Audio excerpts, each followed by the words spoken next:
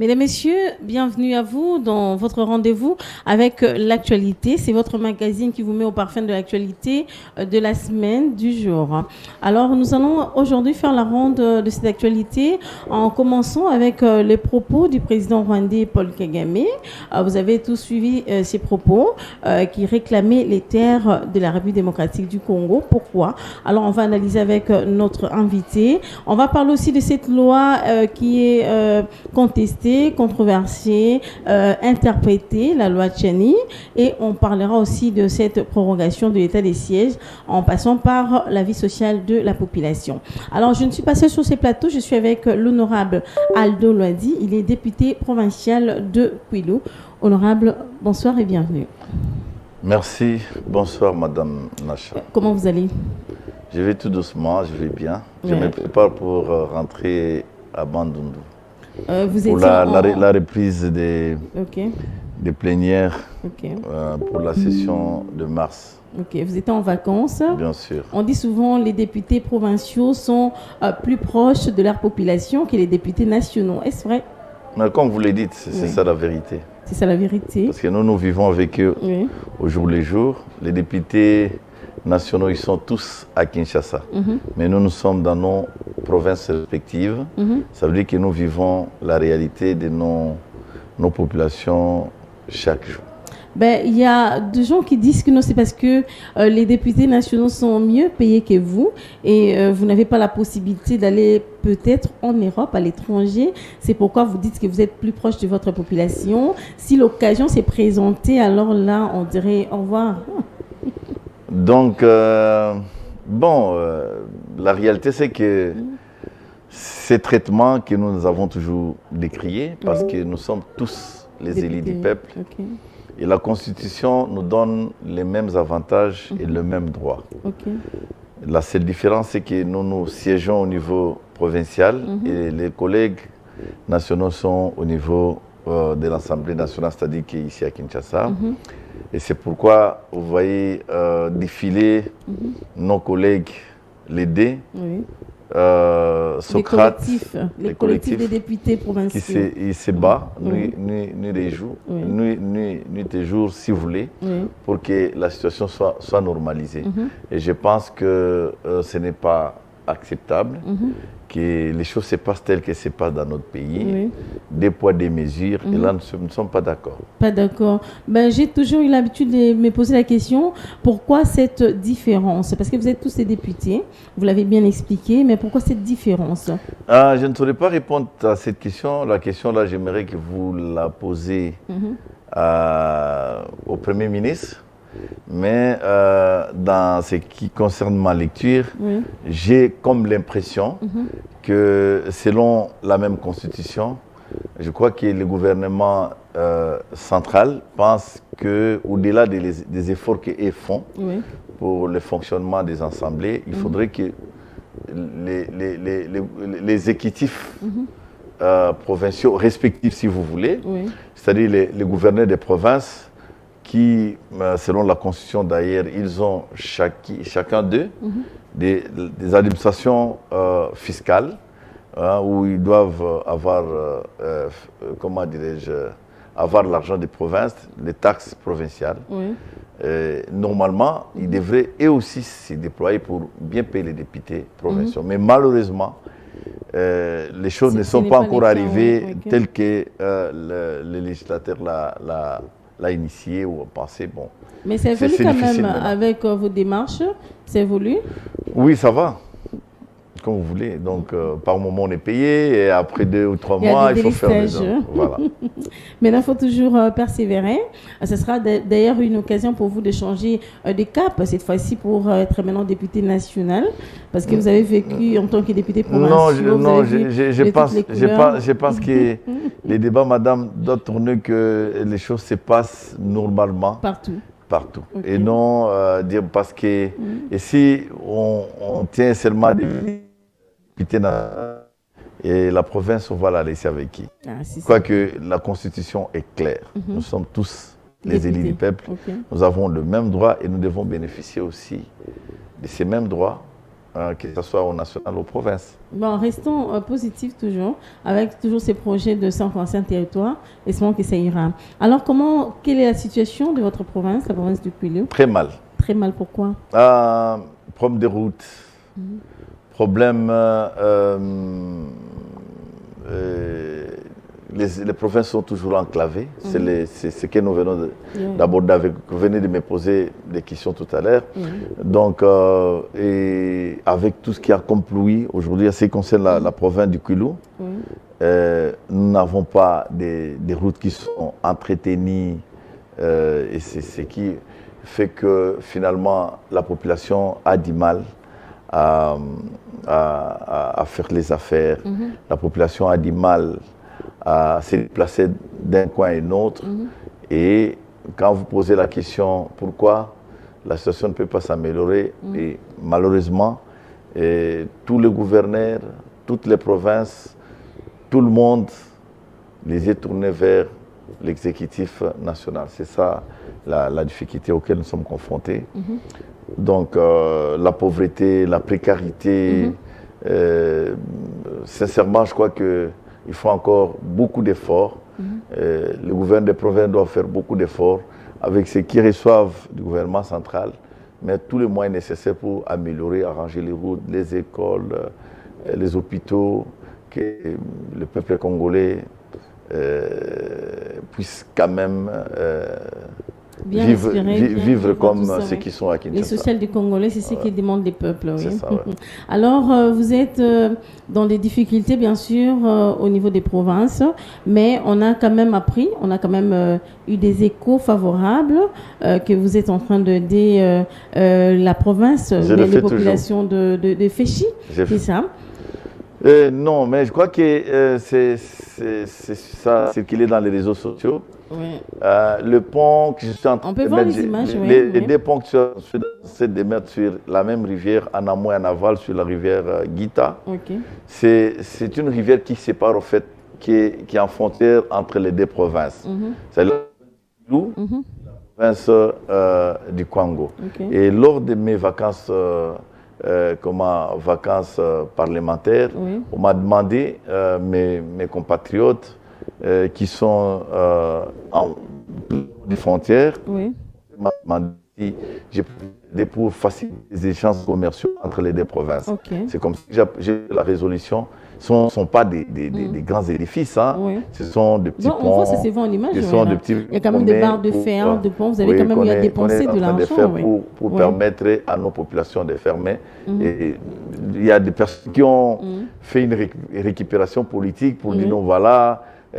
Finalement, traverser pour aller dans les Féchés, même si j'ai traversé pour aller dans les Féchés, ce sont nos compatriotes, ce sont des Congolais qu'il faut aider. Donc, lorsqu'on est député et on trouve une autre population qui est dans la souffrance, dans la misère, il faut les aider. Voilà. Ouais, mais on se demande, est-ce que vous faites la même chose pour la population de Kwilu? Mais j'ai dit que ces ponts-là, qui sont en train de mettre le long de Gita, c'est plus pour la province, la population du Kwilu, mais qui avait émis le vœu que je puisse faire ces ponts, je puisse construire ces ponts, mettre ces ponts de manière à les permettre pour faciliter les échanges commerciaux entre les deux provinces, c'est-à-dire que Kwilu et Kwango, mais c'est les mêmes peuples. C'est les mêmes peuples. Secteur Kandal dans les Kwilu, qui partagent la frontière avec le secteur Mukoso dans les Féchis. Bon, mais c'est normal. C'est bien, c'est pour juste l'épanouissement de deux provinces. Voilà. Ça prouve à suffisance que vous portez la population à cœur. Merci. Et nous pensons que cette fois-ci, vous serez député national pour être un peu élargi dans vos pensées. C'est la population qui doit décider, madame. Vous avez aussi une part de responsabilité. C'est la population qui doit décider. Si elle dit, bon, elle se décide à travers... le vote que je dois aller au national, je crois que j'accepterai, je m'inclinerai. Mais on n'est pas encore là. Faisons d'abord ce qui est présent. Je suis député, député provincial, je suis à l'Assemblée provinciale du Kwilu. Je crois que je me sens bien, il n'y a pas de problème. On dit que chaque province a une particularité, parce qu'on va parler bientôt de la situation de l'Est. Vous êtes dans la province de Kwilu. Quelle est cette richesse, ou bien quelle est cette particularité qu'il y a dans la particularité du Kwilu, je l'ai toujours dit dans beaucoup de chaînes, à tout moment quand je suis invité, c'est l'agriculture. Et vous allez même le constater que pour concrétiser mon rêve, j'ai initié une loi en juin à la session de mars de l'année dernière, une loi sur le financement de l'agriculture dans notre province. Parce que c'est que nous avons des terres arables. Nous pouvons cultiver toutes, si vous voulez, si je peux me répéter, toutes les cultures possibles. Les maïs, les maniocs, le riz et tout ce que vous voulez. Mais ce qui manquait, ou les vides qui étaient constatés depuis le départ des colons, c'est les fonds pour permettre à booster cette agriculture. Et c'est pourquoi j'ai pensé à l'époque, l'année dernière, pourquoi ne pas initier une loi qui restera des années. Finalement, on a maintenant une loi, un édit, si vous voulez, qui a créé les fonds spéciaux pour le financement de l'agriculture dans les Kwilu. Et ça a été voté dans l'unanimité. C'était le 18 juin de l'année dernière. Et maintenant, je crois que nous allons entrer dans la phase d'application pour que nous ayons une structure solide, une structure qui va permettre à notre province de décoller. Comment récolter cet argent, comment les gérer et comment arranger les routes, comment arranger les ponts au lieu de les faire comme tu l'as vu, c'est Albe qui les fait l'Ouadi. Mais maintenant, ça sera finalement les fonds propres de la province, mais aussi pour permettre aussi, si cette agriculture est boostée, ça va permettre aussi aux partenaires, dans cette loi j'étais clair, et ce n'est pas seulement la province, c'est-à-dire que les taxes et les autres, mais on donne, si vous voulez, on donne aussi mandat au gouverneur des provinces de pouvoir initier les partenariats en interne de la République démocratique du Congo, comme à l'extérieur, si vous voulez, bénéficier de l'expérience des pays tels que le Brésil, les pays tels que la Chine, qui aujourd'hui sont des pays modèles. Donc voilà, et je crois que dès mon retour, je vais vérifier d'une manière ou d'une autre si finalement le gouverneur des provinces est en train de mettre en application cette idée-là, qui est pour moi, comment dirais-je, un travail de titan que j'ai pensé faire. C'est un grand travail, vous avez vraiment du pain sur la planche.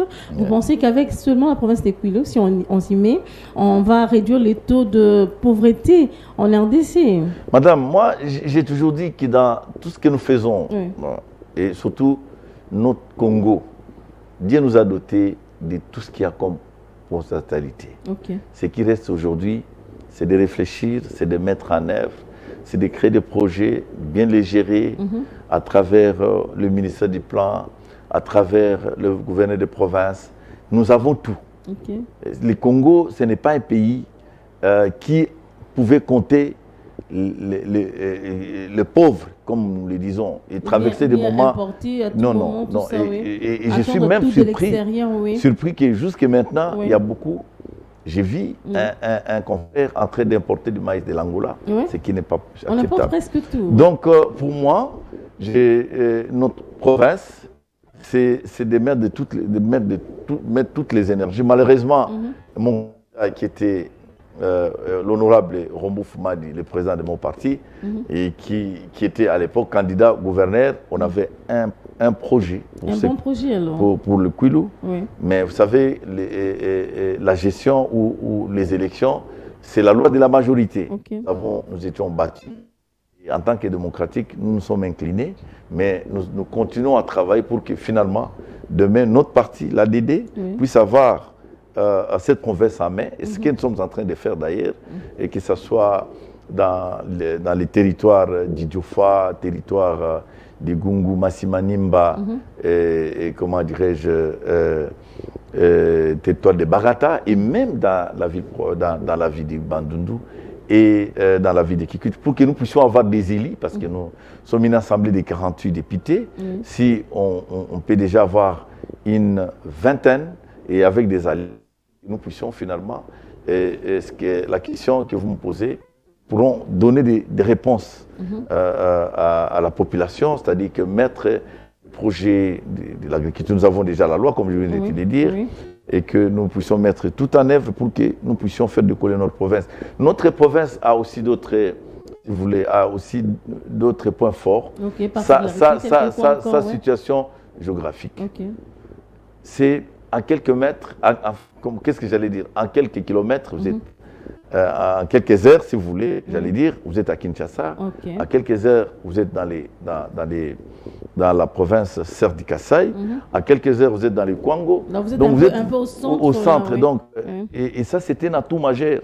Et comme nous avons des terres arabes, comme nous avons une agriculture qui est florissante, il suffit seulement de faire un coup de pouce.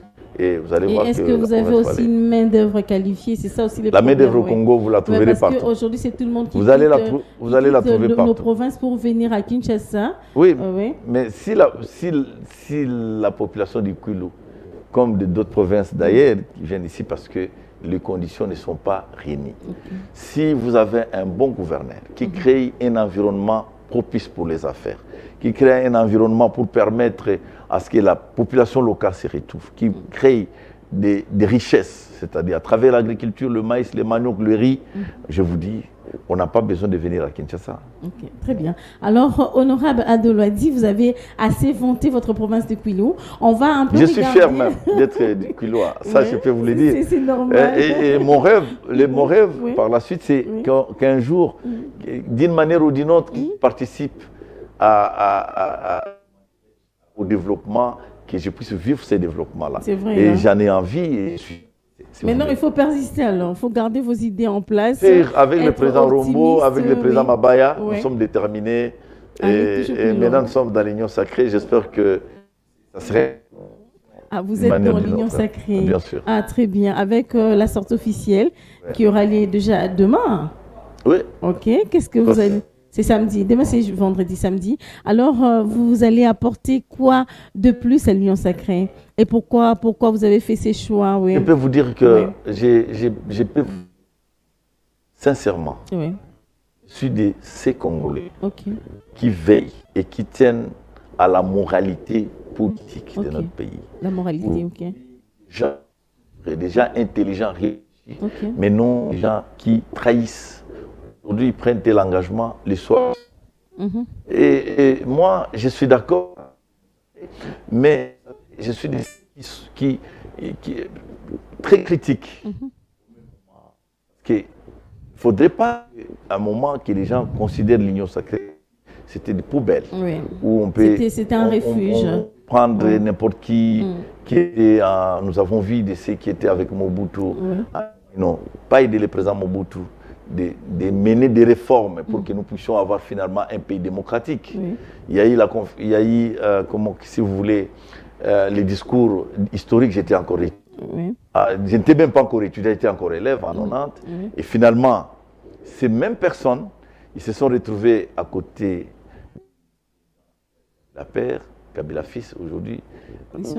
Ils disent, bon, nous accompagnons la vision. Mais est-ce qu'ils ont cette même vision de chef de l'État? Ils comprennent cette vision, il s'agit de quoi? Par moment, quand vous posez la question à beaucoup d'entre eux, quand vous parlez des visions de chef de l'État, du président de la République, il s'agit de quoi? La réponse. C'est pourquoi moi j'ai dit, je suis content d'avoir des responsables. Le président Mabaya, qui est de notre regroupement politique, qui est le président de notre regroupement ACC, et qui était dans l'opposition autrefois, aujourd'hui qui est à côté du chef de l'État. Et nous avons l'honorable Rombo. Quand vous prenez les profits de ces deux députés qui sont mes responsables, moi je suis le secrétaire adjoint chargé des finances de ACC, qui est avec la réforme consacrée dans la loi électorale aujourd'hui. Vous savez qu'il y a des conditions. Il y a il faut avoir d'abord les conditions pour signer la charte. Non, pas pour signer. Je voulais parler de la loi électorale. Ok, oui. Première condition de l'acceptabilité et de représentativité. C'est-à-dire, il faut avoir 60%, le minimum possible pour postuler. Et là, vous êtes obligé de faire des... Mais vous allez échouer catégoriquement. Mais ensuite, pour que votre, comment dirais-je, votre liste soit acceptée, il faut encore, si vous voulez, avoir un regroupement. Et ces regroupements, comme je viens de le dire tantôt, 60%. il faut d'abord avoir 60%. Mais il faut aussi avoir l'essai. Donc, il y a des conditions de recevabilité. De recevabilité et d'éligibilité. On reçoit d'abord votre candidature, des candidatures à la députation nationale comme à la députation provinciale. Mais il faut laisser d'éligibilité. Il faut 1% au niveau national et 3%. Ce n'est pas chose facile. Et ça, il faut faire des alliances. Et nous, on a choisi qu'on soit dans l'Union sacrée. Comme qui dit, vous n'avez pas de choix, quoi. Non, dire non pas de choix, non. Vous êtes vraiment convaincu. Non. Dire ne pas de choix, c'est comme si, bon, faisons comme nous voulons, comme tous les Congolais le font. Mais nous réfléchissons. Comme les autres, on n'a pas les choix. Nous réfléchissons et c'est que nous allons avec les chefs de l'État. Et voilà. Mais qu'est-ce qui vous a convaincu, vous? Parce que vos deux présidents sont partis dans l'Union sacrée. Vous dites, bon, j'emboîte les pas, je n'ai pas de choix. J'adhère, en tout cas. Vous savez, moi, j'aime m'être un peu trop objectif. Je crois que je n'ai pas malheureusement eu mandat de parler de ça. C'est l'information qui est la plus importante à l'Union sacrée. Si vous voulez qu'on parle pourquoi la CC, Mabaya et Fou, les sénateurs et l'honorable député national, pourquoi ils sont allés, ils vont vous envoyer des délégués, sûrement ils vont parler. Les communicateurs. Et vous, si vous êtes là, qu'est-ce qui vous a convaincu? Pourquoi vous voulez donner un second mandat au chef de l'État? Mais je viens déjà de répondre à cette question, que je ne suis pas habilité de parler. Sinon, moi je suis venu pour parler d'État-province, ok. De parler des problèmes, comment dirais-je, qui concernent la nation, d'actualité. Mais sincèrement, je n'ai pas eu mandat. Je mettrai dans ce mandat de parler qu'est-ce qui nous a motivés, pourquoi nous sommes dans l'Union sacrée. Non, je crois que là, c'est là. Tu as été déjà une fois d'ailleurs. Je crois que les jours où tu voudras parler des motifs, tu vas raconter le président, l'honorable Foumani, les présidents, les sénateurs Mabaya. Peut-être eux-mêmes pourront t'expliquer. D'accord. Alors, honorable Aldo Loadi, vous avez suivi les déclarations du président rwandais Paul Kagame. Vous l'avez suivi avec nous ensemble. Quelle est d'abord votre réaction? Je crois que je suis très indigné et très déçu. Je crois que Kagame, je crois qu'il y a quelque chose d'anormal qui se passe dans sa tête. Je m'excuse les termes. Oui, exact. D'abord, c'est un dictateur, je vous l'avais dit autrefois, et c'est connu. Je crois qu'il peut changer l'histoire du Congo. Le Congo, j'ai amené la Constitution. Quand nous parlons des frontières, c'est dans le tout premier article de cette Constitution. Vous avez votre Constitution? Voilà. Allez, vous êtes libre quand même. Oui, mais si je les prends, vous allez voir ce qui est écrit. Un petit passage, seulement que je vais le lire. On dit à la Constitution de la République démocratique du Congo, l'article 1er de l'État. Ça, on voulait parler de l'État comme nation. La République démocratique du Congo est dans ses frontières du 30 juin 1960, un État de droit, indépendant, souverain, uni, indivisible, social, démocratique et laïque. Je m'arrête seulement à ce paragraphe-là. Ça, c'est la Bible de la République. C'est la Bible de la République. Donc, tout ce que Kagame est en train de dire, ça vient de sa tête, de son imagination. Et je ne sais pas, il va aller jusqu'où avec ces déclarations. Mais ce qui est bon, c'est que nous connaissons ces déclarations, nous connaissons ses intentions. Et tu peux être rassuré que les Congolais, s'il y a quelque chose, je l'avais même dit autrefois sur la même chaîne, s'il y a quelque chose que tu ne peux en aucun cas convaincre les Congolais pour qu'ils puissent parler des langages différents, c'est l'unité nationale, c'est l'intégrité de notre pays, c'est la souveraineté de notre pays. Ça, et je peux même aller plus loin en disant, il y a eu quand même des chefs d'État, tous les 4 qui sont, aujourd'hui nous sommes 5e chef d'État. Je crois que tout le monde est unanime. Je crois que ce qu'il dit là, ça n'engage que lui et ça n'ira nulle part. Je ne pense pas que lui, c'est aujourd'hui qu'il doit venir. Ce que je lui demande, c'est s'il est intelligent, et qu'il est chef de l'État, c'est de lire l'histoire. Je ne vois pas aujourd'hui, là, quelqu'un qui peut penser changer l'histoire d'une nation. Venir dire non, voilà, ces frontières, ce n'est plus ces frontières, c'est ça, je ne sais pas. Tu vas me dire, c'est dans quel... Je peux aller loin. Oui, même ce qui se passe aujourd'hui en Ukraine. L'Ukraine, c'était une des provinces de l'Union soviétique. Mais lorsque l'Union soviétique s'est écroulée, tous ces États ont eu l'indépendance. Ils sont des États indépendants, reconnus par l'Organisation des Nations Unies. Vous avez vu la Russie, à travers Poutine, en train de faire par tous les moyens de pouvoir imposer, de prendre encore l'Ukraine comme son territoire. Mais je me pose la question, il ne faut pas qu'il se limite seulement à l'Ukraine, il faut qu'il parte pour aller prendre d'autres États, Biélorussie, d'autres États. Mais est-ce qu'on est encore à cette étape? J'ai dit non. Donc, j'ai dit non. Je ne sais pas comment je peux les qualifier, mais j'ai dit simplement que c'est un faux débat. Et c'est une distraction. Et il ne faut même pas t'en occuper. Un débat maintenant de déclaration. Il y a des gens qui disent que c'est une guerre qu'il a déclarée à la RDC. Non, mais la guerre, madame, Kagame, la guerre ne l'a pas déclarée. Aujourd'hui, ce n'est pas à travers ses propos. Ses actes et ses gestes prouvent que pour lui, il n'est juste que sur le Congo. Le Rwanda vit, je l'ai dit, si cette émission doit passer sur YouTube et tout, le Rwanda aujourd'hui vit grâce au Congo. Mais malheureusement... Grâce au Congo, pourquoi? Et puis les richesses, c'est connu. Le pays est grand et ils sont à l'aise. Nous avons, vous savez combien de frontières que nous présentons? Nous partageons les mêmes frontières avec le Soudan, les mêmes frontières avec la République centrafricaine, les mêmes frontières avec la République du Congo. Je vais citer tous ces pays, l'Angola, Tanzanie, la Zambie, le Burundi et les Rwandais de l'Ouganda. Comment voulez-vous que tous ces pays...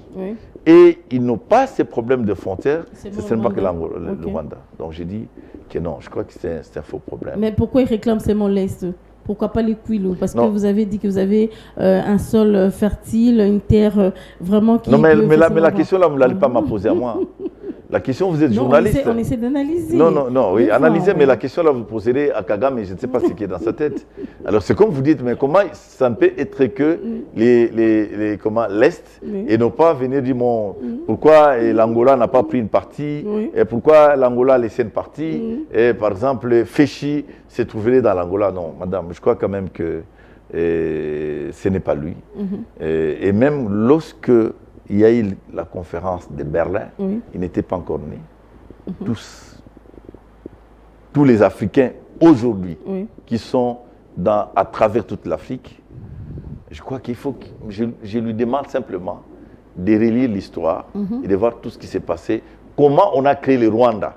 Au lieu qu'on parle d'abord, parce que le Rwanda a aussi une histoire, tu comprends? Ce n'est pas seulement le Congo.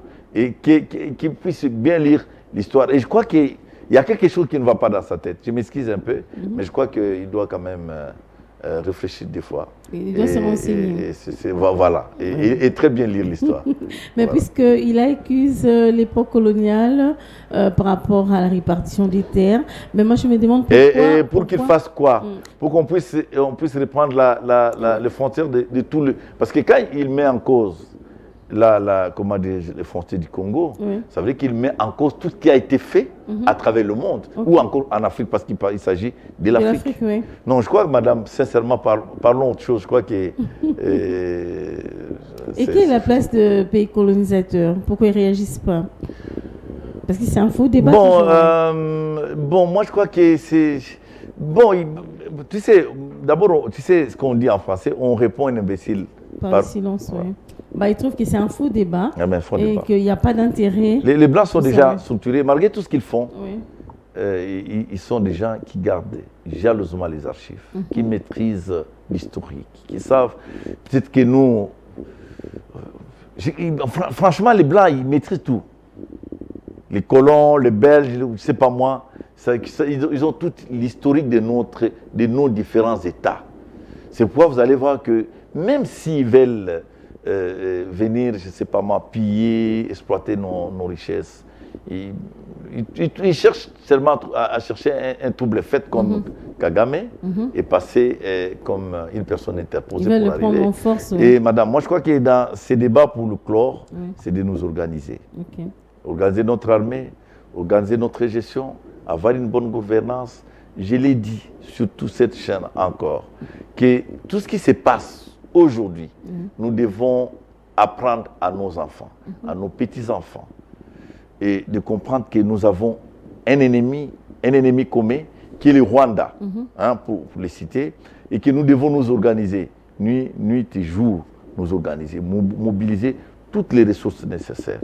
Et même organiser, si vous voulez, les enseignements, comment on dit, les enseignements au niveau maternel, au niveau secondaire, au niveau primaire, d'éducation civique, comme on l'a dit, pour que les enfants comprennent que nous avons un ennemi, nous devons nous préparer. Et ça doit être intériorisé par les Congolais. Ce qui est bon, comme je vous ai dit, les Congolais, il est uni et indivisible. C'est déjà une puissance, c'est déjà un atout pour nous, pour notre pays, pour les générations futures. Kagame passera, nous tous nous passerons, mais le Congo restera uni et indivisible. Ça, vous pouvez être rassuré. Qui dirait cette guerre finira un jour. Bien sûr, peut-être même pas loin. Bien sûr, ça n'ira pas loin. Nous avons connu des guerres. Aujourd'hui, qu'est-ce qui est nouveau? Il y a quelqu'un qui me disait hier que vous savez tout ce que nous vivons aujourd'hui, nos aïeux l'ont déjà vécu. Nos parents l'ont déjà. Il n'y a rien de nouveau. Même la guerre de l'Ukraine. C'est vrai, les États-Unis, l'Occident s'est impliqué parce qu'il faut absolument comment dire non à Poutine. Maintenant, c'est la Chine qui est en tendance, qui dit bon voilà, moi, je pense que pour mettre fin à cette guerre, vaut mieux nous puissions aller sur le plan diplomatique. C'est une voie. Mais ce qui est vrai, c'est que cette guerre prendra fin. Les années 90, il y a eu la guerre en Irak, on n'en parle plus.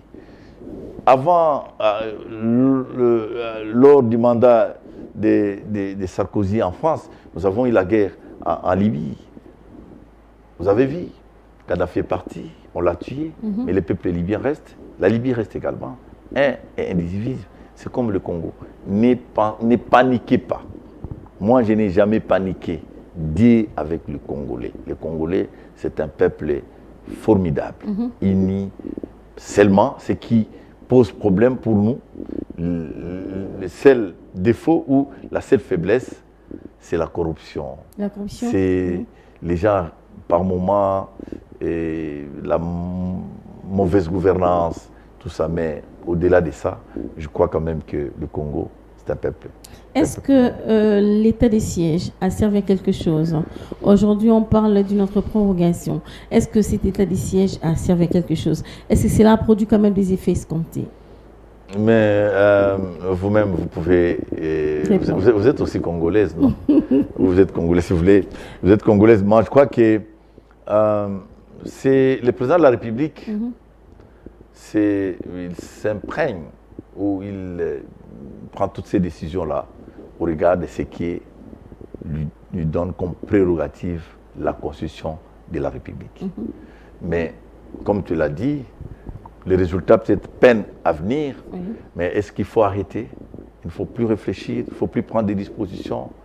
Ça, c'était notre problème.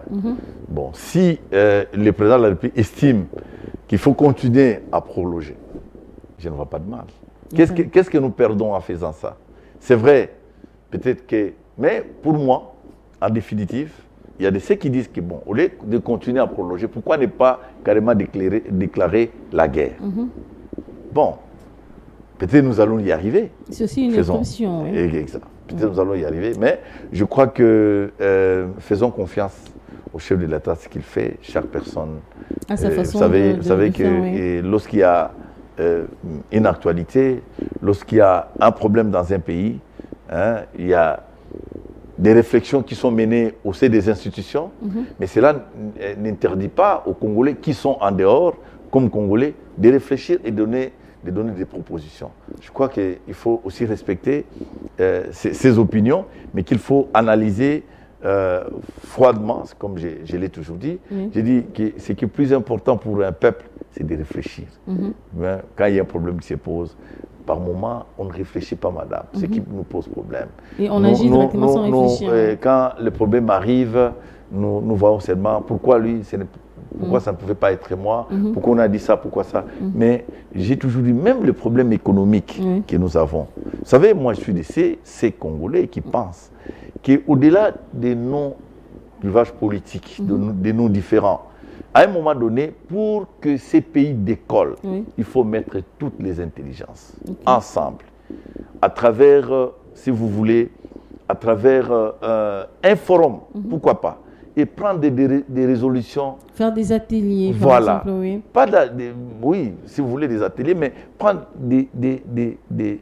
comment faire des propositions et les soumettre à l'autorité. Dire voilà, pour que nous puissions décoller. Vous avez reçu l'un des professeurs hier qui parle surtout des plans Marshall. Et moi, je suis d'accord avec lui sur ces points-là. Ces pays méritent une réflexion dans le sens des plans Marshall. Dire voilà, ces plans Marshall, voilà nos points forts, voilà nos faiblesses, voilà là où nous devons commencer. Voilà, et tous les gouvernements qui se succèdent, vous leur dites, voilà, pour nous, ça c'est un cahier de charges. Vous pouvez avoir votre façon de voir les choses, vous pouvez avoir vos projets, mais vous devez rester dans cette logique. Nous devons commencer par l'agriculture. Nous devons valoriser nos minéraux. Nous devons créer des usines, des traitements pour que nous créions la valeur ajoutée, que nous donnons du travail aux Congolais. Ceux qui sont, par exemple, dans des terres comme les Kwilu, nous, ici, c'est l'agriculture. Prenons l'expérience à l'extérieur de notre pays, matérialisons ça et mettons des structures. Voilà, c'est comme ça que le Congo peut avancer. Donc voilà un peu comment moi j'essaie de réfléchir. Avoir au moins un plan d'action, tout ça, de chaque province, ça nous aidera dans son pays. Alors, on va parler cette fois-ci, honorable l'a dit, de la loi Tchani. C'est une loi qui est un peu controversée, contestée par d'aucuns, soutenue par les autres. Vous, en tant que représentant du peuple, quelle est votre position? Bon, ça dit que pour lui, si je comprends, parce qu'au regard des temps qu'ils nous ont impartis, lui, il estime qu'il y a d'autres fonctions, la présidence en particulier, qu'il faut les donner aux vrais Congolais. Congolais de et père pour et de lui, mère. quand il parle des Congolais, des pères et des mères. D'origine, des grands-pères et des grands-mères. Mais vous savez, mais je vais lui poser une question peut-être, monsieur. Vous savez, aujourd'hui, il est même difficile de savoir qui est des pères et des mères congolais. C'est vrai. Vous savez, je peux vous poser. Vous savez que c'est bénéfique. Vous savez, par exemple, ce qui se passe avec la CENI. C'est banal, là, ce que je vais expliquer, mais je crois que ceux qui vont me suivre, ils seront étonnés de cette réflexion. Mais vous savez, par exemple, quand ça fait des années qu'on n'a pas des cartes d'identité dans notre pays. On n'en a pas. Et les cartes d'identité, aujourd'hui, c'est devenu... C'est substitué par... En fait, c'est les cartes d'électeurs, si vous voulez, qu'on considère comme cartes d'identité. Mais vous savez comment on obtient ces cartes d'identité, ces cartes d'électeurs, pour quelqu'un qui n'en a pas. C'est-à-dire, il se pointe avec 2 témoins ou 3 témoins, il dit, bon, mais c'est un Congolais, vous pouvez lui donner. Et ça s'est passé dans quel pays? Ça s'éprouve comment? Non, mais c'est ce que je t'ai dit. Donc, ça veut dire que peut-être pour les autres, on dit, parce que maintenant, on a politisé tellement cette loi Tchani, pour dire, voilà, parce qu'on vise tel, parce qu'il est métis, mais il y a beaucoup de Congolais qui ne sont pas des vrais Congolais ou qui ne sont pas des Congolais d'origine. Mais parce qu'ils sont noirs, comme les Congolais sont noirs, parce qu'ils sont noirs, mais ils acquièrent ces différentes cartes d'identité, ces cartes d'électeurs, mais ils ont des passeports congolais. Donc c'est pour vous dire que nous devons d'abord organiser notre administration. Je me suis dit que je vais profiter de cette occasion pour parler de ces problèmes. Que nous avons des Congolais que nous, Congolais, considérons comme des pères et des mères parce qu'ils ont la peau noire, mais en réalité, la manière dont ils ont eu des pièces d'identité, c'est le cas des électeurs et les passeports, c'est de la manière dont nous tous nous connaissons. Notre administration est perméable. Notre administration est corrompue. Donc, la loi Tchani, si je dois réfléchir, disons, bon, prenons un Congolais de père et de mère parce qu'il existe, comme toi et moi, ça, on peut le prouver. Ouais, moi je suis Congolaise de père. Voilà, ok.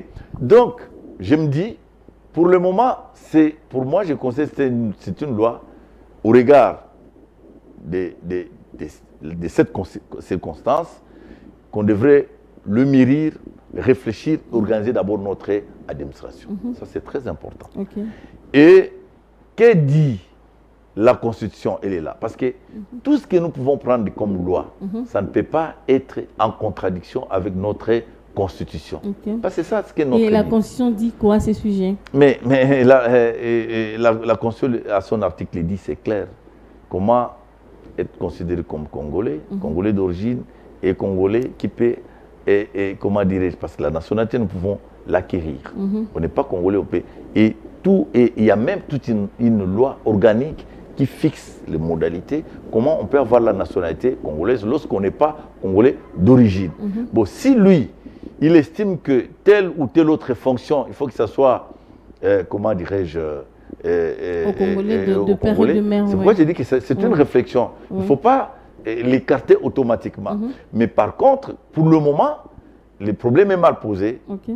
Parce que, nous sommes dans un état de siège, toi-même tu l'as dit, et la Constitution nous interdit nous-mêmes de pouvoir la toucher. Parce que c'est un problème qui touche la Constitution de la République. Mais les problèmes, nous pouvons les laisser, qu'on peut l'étudier avec l'avenir. Et lorsque notre guerre, ou lorsque nous ne serons plus dans un état de siège, à ce moment-là, la Constitution nous autorise de la retoucher, quelques articles, et poser les problèmes, réfléchir et poser. Mais malheureusement, au lieu que nous puissions réfléchir de cette manière, comme je l'ai dit, la Constitution, qu'est-ce qu'elle dit? Est-ce que nous pouvons apporter des améliorations à cette Constitution? Parce que c'est un travail qui est fait, vous savez, la Constitution proposée par le Sénat et adoptée par l'Assemblée nationale, si vous voulez, approuvée par le peuple congolais et puis promulguée par le chef de l'État. Donc, ce n'est pas aussi facile comme on le croit. Quand même. Voilà. Donc, moi, en tant que législateur, je me dis, au moment où nous nous trouvons dans la circonstance qui est la nôtre, il nous est difficile de traiter, ça c'est mon point de vue personnel, de traiter ces problèmes. Mais le problème, c'est une loi qui est acceptable, si vous voulez, mais qu'on ne peut pas traiter aujourd'hui au regard que nous manquons, si vous voulez, les clés pour ouvrir la Constitution au regard de l'état de siège, au regard de tout ce qui se passe dans nos pays. Donc voilà un peu pour moi. Donc on ne peut pas la rejeter. Si vous voulez, je relativise la loi, mais j'en profite pour dire que peut-être qu'on ne peut pas tout rejeter de ce que le prof Tchani dit, parce que moi, je viens de soulever un autre point que beaucoup de personnes n'ont pas fait attention. Nous aurons un chef de l'État, peut-être qui sera noir, mais qui n'est pas vrai Congolais. Pourquoi? Parce qu'il a eu une carte d'électeur, parce qu'il a eu un passeport. Suite à la corruption, je l'ai dit et je pèse mes mots, de l'administration publique. Parce qu'ici, on a comme l'impression que tout c'est Tshisekedi qui doit le faire, tout c'est Sama qui doit le faire. Sincèrement, je suis de ces députés qui a été toujours objectif dans mes analyses. Je crois que nous devons travailler pour que nous puissions démanteler. Il faudrait qu'on ait les cartes d'identité, qu'on puisse savoir qui est Congolais, qui ne l'est pas. Mais non, vous ne pouvez pas donner une carte à quelqu'un parce qu'il s'amène avec des témoins. Nous savons comment ça se passe. Quelqu'un peut prendre $500 et même $100, il donne à quelqu'un. Il dit 3 ou 4 personnes et cette personne, il vous dit, bon, il est de Kaboula, il est comme de chez moi au Kaboula, il est de Kobo, et finalement il est de Gungu, demain il postule même à Kinshasa, mais peut-être à Kobo, à Kaboula, on ne le connaît pas, et il devient un jour candidat président de la République, et seulement parce qu'il est noir, c'est pourquoi on l'a adopté, mais tout ce qui s'est passé pour qu'il arrive à là, on l'a oublié. Il y a beaucoup de Ouest-Africains qui ont des passeports congolais. Il y a beaucoup de Ouest-Africains qui ont des cartes d'électeurs, mais on voit seulement qu'il y a une catégorie de personnes. Là, j'ai dit non. Voilà. Je vous regarde, je me dis, est-ce que honorable juriste, parce que j'allais vous poser une question, qui est congolais? Comment acquérir cette nationalité? J'ai répondu. Maintenant, tu crois que j'ai anticipé en me posant la question sur ce donc. C'est un problème sérieux. Je ne dis pas qu'il n'y a pas de Congolais. Nous tous nous sommes des Congolais, des pères et des mères. Mais j'ai dit, l'idée que le prof Tchani a lancée, ça m'interpelle. Et je regarde un peu comment les choses se passent chez nous. Et je pointe du doigt l'administration de notre pays, qui est une administration corrompue. Et même, ça se passe même à travers toutes les sociétés d'État. Si vous faites un parallélisme, lorsque quelque chose est géré, privé, appartient aux étrangers, c'est correct, c'est bien géré. Regarde toutes ces sociétés de télécommunications. Mais nous avons eu au CPT. Aujourd'hui, au CPT où? Parce que c'est géré par les Congolais. En fait, les Congolais, dans notre comportement, nous voulons quelque chose qui nous est déposé ou que Dieu nous a donné sur la table. Mais nous voulons l'avoir sous la table. Laisser les étrangers nous manipuler, faire tout ce qu'ils... Simplement à cause de notre naïveté. Notre naïveté vient d'où? De notre mauvaise gestion, des manques d'organisation. C'est qui tue notre Congo. Et lorsqu'on est là, on pense que tout ce qui est là, vous devez le prendre et mettre dans vos poches. Mais, et non, prendre ça, mettre au profit de tous, et de la communauté, c'est ça. Nous avons des terres arabes. On peut développer de l'agriculture, on peut développer de l'élevage et donner la nourriture, donner à manger à tous les Congolais et même à l'Afrique. Mais nous ne le faisons pas. Pourquoi? Nous nous contentons de venir parler sur les plateaux de la télé. Notre pays est beau, notre pays. Mais je peux vous rassurer que moi, je suis différent de ces Congolais. Moi, j'investis dans l'agriculture et dans l'élevage. Je suis un exemple. Et tel que je parle, les collègues qui me suivent, ils savent ce que j'ai fait dans les Kouidou. Avec des mecs de moyens. On ira avec 2 caméras pour voir, pour vérifier. Et ça sinon, vous allez faire pareil que les autres. Là. Non. Vous venez parler à la télé et les yeux. Non. Je l'ai dit et je l'ai dit, je vous dis. Vous avez toujours reçu notre président du collectif.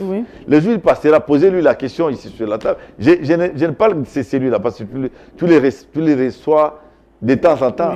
Tu lui dis, mais qu'est-ce que l'honorable Aldo fait? Moi, je fais l'agriculture et l'élevage. Et c'est prouvé. On va regarder ces images, ne vous en faites pas. Alors, vous allez placer honorable, parce que nous touchons juste à la fin de l'émission. Placez un mot par rapport aux élections. La CENI a présenté ses contraintes. Êtes-vous sûr qu'il y aura élection en décembre 2023? Bon, moi j'avais dit, la CENI c'est l'organe technique de notre gouvernement. Et je crois que sur le plan financier, ils continuent à recevoir. Ils ont même annoncé journée porte ouverte pour que nous puissions, tout le monde, les organisations de la société civile, les ambassades, tout ça, les chanceliers, pour aller voir. Ça veut dire qu'ils avancent. Le problème que nous avons à l'Est, j'ai dit, ces problèmes on en a, mais je peux vous informer que c'est quelques territoires qui sont dans cette situation de guerre, il y a eu enrôlement. Difficilement, mais il y a eu enrôlement. Le moment venu, les Congolais peuvent se mettre autour d'une table. Si la CENI dit, bon, écoutez, voilà telle contrainte. Nous avons des institutions de la République. Nous avons les Sénats, nous avons l'Assemblée nationale, nous avons la plénière du gouvernement. Ils se mettront autour d'une table et voir quelle est la procédure pour que, est-ce qu'il faut ajouter quelques mois, quelques semaines, je ne sais pas moi, de sorte que nous réglons d'abord ce qui pose problème pour que nous puissions arriver là. C'est possible. Mais j'ai toujours dit, là où il y a des hommes, on se parle, on se parle sincèrement, il faut dialoguer pour trouver, et il ne faut pas toujours penser que... On avait eu des élections, on devrait avoir les élections en 2016, et finalement on les a eu en 2018. Je ne dis pas que c'est ce qui va se passer maintenant, et le président de la République n'a pas aussi intérêt, parce que lorsque vous vous mettez dans cette logique, ça c'est mon point de vue, bon voilà, nous avons tel, on ne saura pas le faire, vous vous mettez dans une situation illégitime. Et ça crée beaucoup d'ennuis, beaucoup d'interprétations, beaucoup de pressions. Est-ce qu'on sera à mesure de supporter, de gérer toutes ces pressions? C'est ça le problème. Mais je crois que tout est mis en œuvre pour que les conditions que pose la CENI, que les contraintes que pose la CENI, et ça soit décanté et que nous ayons des élections paisibles. Parce que ce qui est plus important, ce n'est pas seulement d'avoir des élections pour qu'après, finalement, que ce soit des élections contestables. Toujours, mais j'aimerais qu'on ait des élections, le vrai, où tous les Congolais se présentent aux élections au même pied d'égalité, dans les mêmes conditions, et que ceux qui seront élus, que ce soit au niveau de la présidence, soient élus et que notre pays puisse aller de l'avant. Parce que le Congo, c'est vraiment un pays démocratique. Et j'ai toujours dit, tel que je vois les choses évoluer, personne n'arrêtera la démocratie dans ces pays. Et c'est parti. C'est votre conclusion, honorable? Bien sûr. Vous avez quelque chose à ajouter? J'ai une chose à ajouter, c'est que je ne peux que... Il y aura... je vais bientôt rentrer. Je suis en retard d'ailleurs. Bon voyage. Merci beaucoup. J'ai toujours pensé que ce pays, c'est un pays beau et prospère. Et je crois que ce rêve sera réalisé un jour, bien sûr. Wait and see, honorable. Merci. Nous sommes des patriotes et nous espérons un Congo puissant, un Congo fort, un Congo beau. Merci. D'accord. Merci, honorable, d'avoir répondu à toutes nos questions. Vous avez été à la hauteur, en tout cas, merci. Madame, messieurs, je recevais pour vous l'honorable député provincial de Kwilu. Il s'agissait de l'honorable Aldo Loadi. Vous l'avez suivi. Ensemble, nous avons essayé d'analyser, de commenter l'actualité. On a parlé de sa province de Kwilu. Il a parlé des difficultés de cette province. Il a parlé beaucoup plus des particularités de cette province. Il a aussi commenté un peu les propos du président rwandais Paul Kagame. Il a parlé de la loi de Chani. Il a aussi parlé du social du Congolais. Voilà, madame, messieurs, nous sommes arrivés à la fin de ces magazines. Merci à l'équipe qui m'a accompagné ce soir. Merci à toi, Rigen. Merci, Sacré. Je t'ai pas oublié. Merci, Andrick. On va se retrouver prochainement pour un autre numéro. À très bientôt. Bye bye.